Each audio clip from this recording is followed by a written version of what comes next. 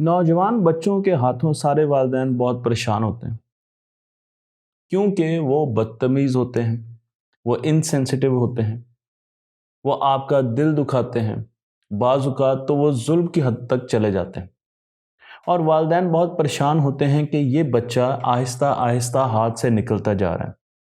हम ये समझते हैं कि ये बच्चा बाहर की कंपनी में रहकर बुरा होता जा रहा है, फ़ौरन कुछ करने की ज़रूरत है। लेकिन मैं आपको ये बताने जा रहा हूँ कि ये उनका नेचुरल रिस्पॉन्स है। ये कुदरती बहाव है जिसमें वो बह रहे हैं क्योंकि उनका दिमाग एक नए डेवलपमेंट फेज में दाखिल हो चुका है। 6 साल में बच्चे का तकरीबन 5 से 6 साल में 90% दिमाग बन चुका होता है, डेवलप हो चुका होता है।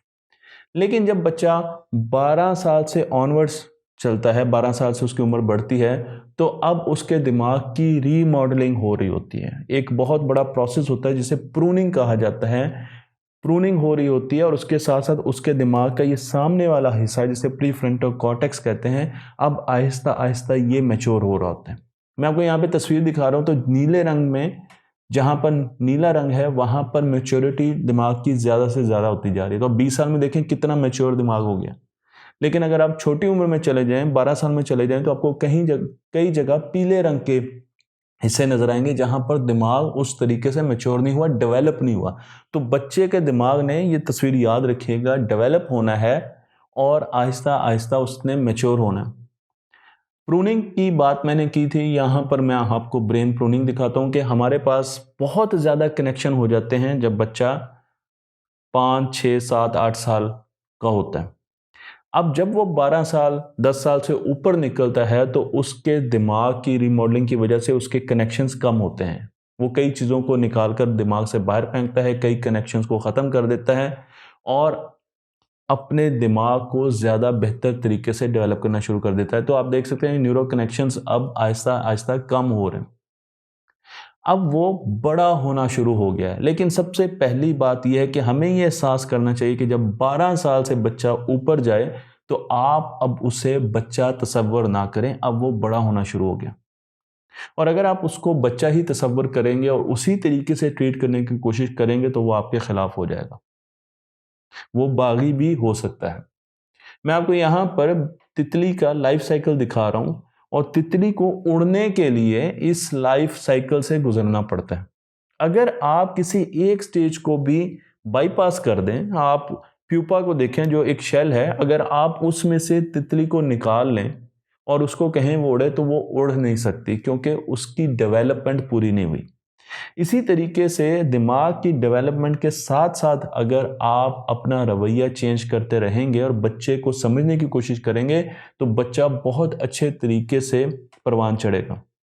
मैं आपको यहाँ पर दिखा रहा हूँ कि मुख्तलिफ हिस्टोरियंस ने मुख्तलिफ सिविलाइजेशंस की जब हिस्ट्री लिखी जाती थी तो कहते थे कि 12 साल से 22 साल के बीच में बच्चे बहुत बदतमीज होते हैं। इनसे सिर्फ हम ही नहीं तंग, इनसे मिस्री भी तंग थे, इनसे ग्रीक भी तंग थे और इनसे बेबीलोनियन, सुमेरियंस, ये सारी सिविलाइजेशंस तंग थी क्योंकि इन्होंने इस प्रोसेस से गुजरना होता है। और उसकी वजह यह है कि ये चीज़ इनके डीएनए में एम्बेडेड है कि अब 12 साल के बाद इन्होंने एक ऐसे फेज में जाना है जहां पर इन्होंने तैयारी करनी है कि ये इंडिपेंडेंट जिंदगी गुजारने के काबिल हो सकें। इन्होंने घर से बाहर निकलना है रिस्क की तलाश में और दूसरे रिश्तों की तलाश में, इसलिए अब इनका रवैया बदलना शुरू होगा। तो ये एक बहुत बड़ी लेबॉर्ट्री है जिसमें इन्होंने एक्सपेरिमेंट करने हैं और इन्होंने घर से बाहर निकलने की तैयारी करनी है। हम चाहते हैं कि ये हर वक्त घर में ही बैठे रहे और हमारे साथ जुड़े रहें। हम इनको उस किस्म की आज़ादी नहीं देते और अगर आज़ादी देते तो हम समझते हैं कि ये बिगड़ जाएंगे।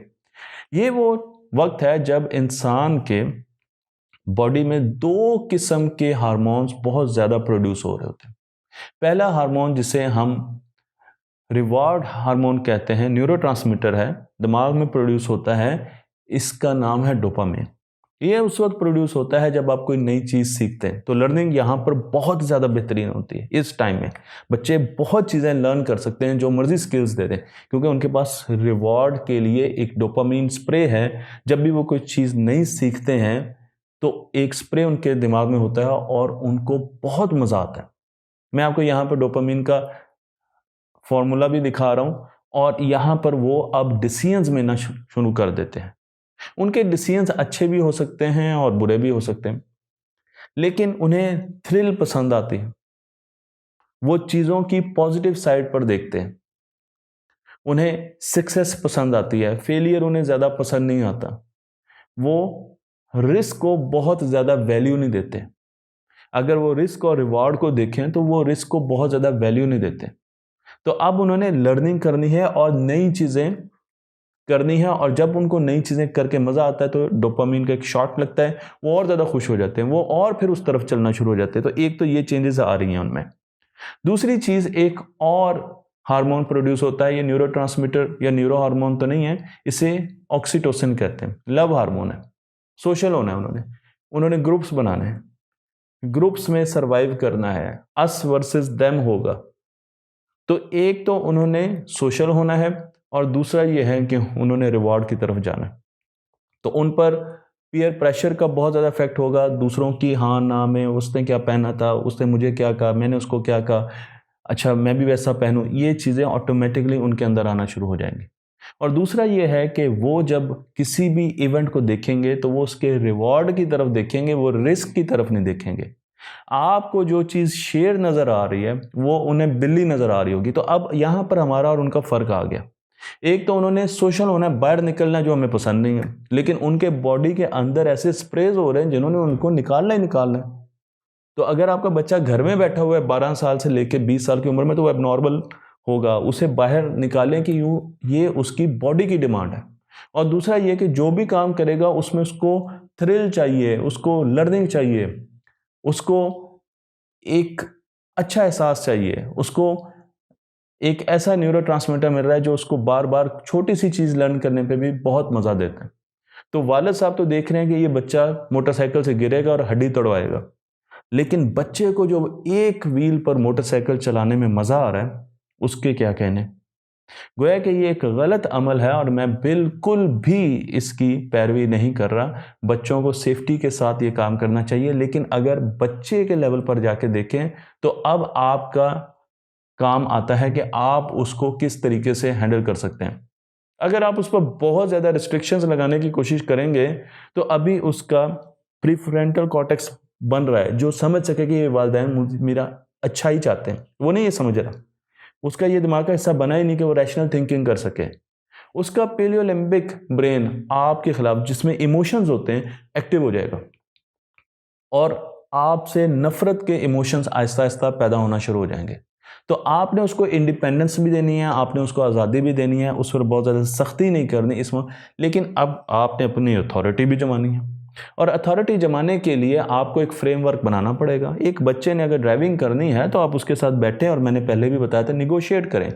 भाई आप लाइसेंस लेंगे तो मोटरसाइकिल ड्राइव करेंगे, इस पर आपका एग्रीमेंट होना चाहिए।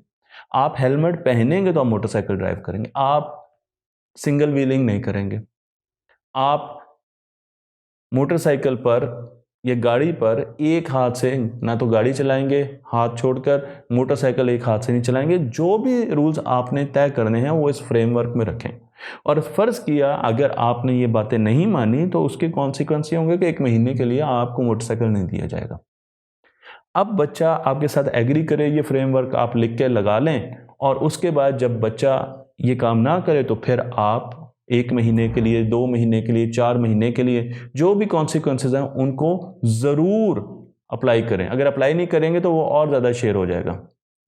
और इसके साथ साथ बच्चे इस उम्र में चिड़चिड़े होते हैं, बदतमीज़ होते हैं, बोल पड़ते हैं आगे, तो यहाँ पर आपको उनकी नींद का भी ख्याल रखना है, क्योंकि नींद की कमी की वजह से बच्चा इम्पल्सिव हो जाता है, झटके से जवाब दे देता है, चिड़चिड़ा होता है। तो बच्चे ने डेली 8 घंटे सोने। अगर इस उम्र में बच्चा 8 घंटे नहीं सो रहा तो फिर वो चिड़चिड़ा होगा। आपको ये समझने की ज़रूरत है कि 24 साल तक, वैसे तो 22 साल के बाद बच्चों में चेंज आना शुरू हो जाता है, लेकिन 24 साल तक अब ये बच्चा बदलता रहेगा। ये ज़्यादा इम्पल्सिव होगा, ज़्यादा बदतमीज़ होगा, बाहर की तरफ निकलेगा, अंदर की तरफ कम आएगा, आपसे हमेशा रूडली बात करेगा, इग्नोर करेगा आपको, आपने अपने आप को किस तरीके से उसके लिए इंटरेस्टिंग बनाना है, उस पर मैं एक और वीडियो बना चुका हूँ। लेकिन उसके साथ साथ आपको भी इस चीज़ का एहसास होना चाहिए कि ये ज़रूरी है इसके लिए, क्योंकि एक इंडिपेंडेंट लाइफ की तरफ जा रहा है, और जितनी ज़्यादा मैं इसको लिवरेज दूंगा एक फ्रेम वर्क में रह के, उतना ज़्यादा ये आज़ाद होगा, ये इंडिपेंडेंट होगा और अपनी आने वाली ज़िंदगी में ख्याल रखेगा। ये भी बता दूं कि कुछ ऐसी चीज़ें होती हैं जो कि वक्त के साथ साथ मैच्योर होती जाती हैं। मसलन 13 साल की उम्र में बच्चा लैंग्वेज एक्विजिशन का जो उसका स्ट्रक्चर होता है ब्रेन का, वो मैच्योर हो चुका होता है। तो अगर आपने बच्चों को लैंग्वेजेस सिखानी है तो 13 साल तक जितनी सिखानी है सिखा दें। उसके बाद बच्चों को लैंग्वेज सीखने में बहुत ज़्यादा मुश्किल आएगी। तो 24 साल तक बच्चों का ब्रेन मैच्योर होता है, आपके पास टाइम है 24 साल तक। आप अगर कुछ गलत भी कर बैठे हैं तो 24 साल तक आप उसको रीडू कर सकते हैं और बच्चे को दोबारा अपनी तरफ ला सकते हैं, अपनी मोहब्बत में घेर सकते हैं। और जो वक्त के साथ साथ आप में और बच्चे में फासले हैं उनको कम कर सकते हैं, क्योंकि आप जानते हैं कि बच्चे के दिमाग में 2 स्प्रे हो रहे हैं जिन्होंने उसे बाहर लेके जाना है और उसे रिवॉर्ड की तरफ रखना है, और रिस्क की तरफ नहीं लेके जाना। और आपकी जिम्मेदारियां भी इसमें क्या है।